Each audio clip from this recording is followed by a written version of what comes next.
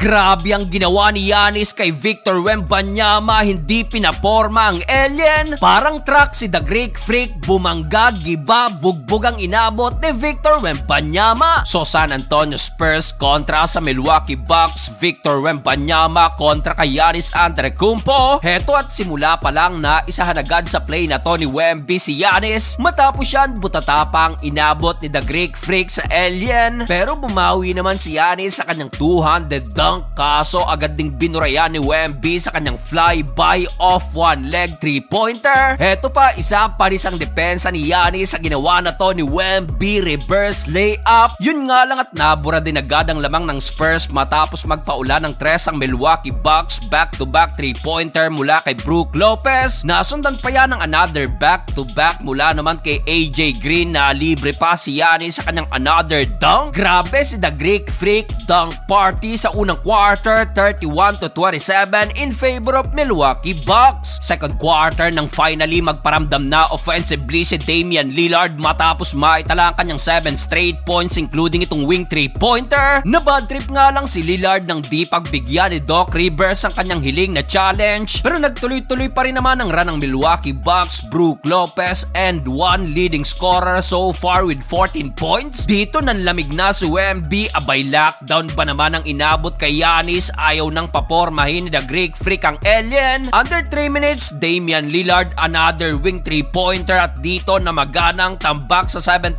points. Napa-step up tuloy si Chris Paul na kumana naman ng back-to-back 3-pointer. Pero grabe ang kumpiyansa ni AJ Green, no hesitation, another back-to-back, isa dyan kontra pa kay Victor Wembanyama. Hype na hype pa si Giannis nang butatain si Vassell sa kanyang posterized attempt. Abante pa rin ang Milwaukee Bucks 65-46. Start of the third quarter nang muling buksan ni Giannis ang opensa ng Bucks sa kanyang another dunk. Finally, nakasagot na rin dito si Wemby, pull-up 3-pointer, kaso mamaw pa rin si The Greek Freak, talsik na naman ang depensa ng alien. Grabe ang showdown ng dalawang to. Victor Wembanyama, binutata si Giannis, pero ayaw papigil ni Giannis. Eto't bumawi na naman sa kanyang end one kontra pa rin kay Wemby. Well, dito bagyang nabuhay na naman ang San Antonio Spurs. Vintage Chris Paul nagpaula ng 3 straight 3-pointer. Well, naibaba na sana yan sa single digit, kaso muling inangat ni Damian Lillard 91-78. Fourth and final quarter, off the bench, Gary Trent Jr. biglang nag-init sa Milwaukee Bucks at nagpakawala ng 3 straight 3-pointer. Dahil dyan biglang namagana ang tambak sa 23 points, 109-86. Matapos yan, Giannis versus Wemby, again butata na naman kay alien, yun nga lang may kasamang foul. Well, sa laki ng lamang hindi na rin nakabalik pa ang Spurs. Sa huli panalo ang Bucks sa likod ng 25 points at 16 rebounds ni The Greek Freak.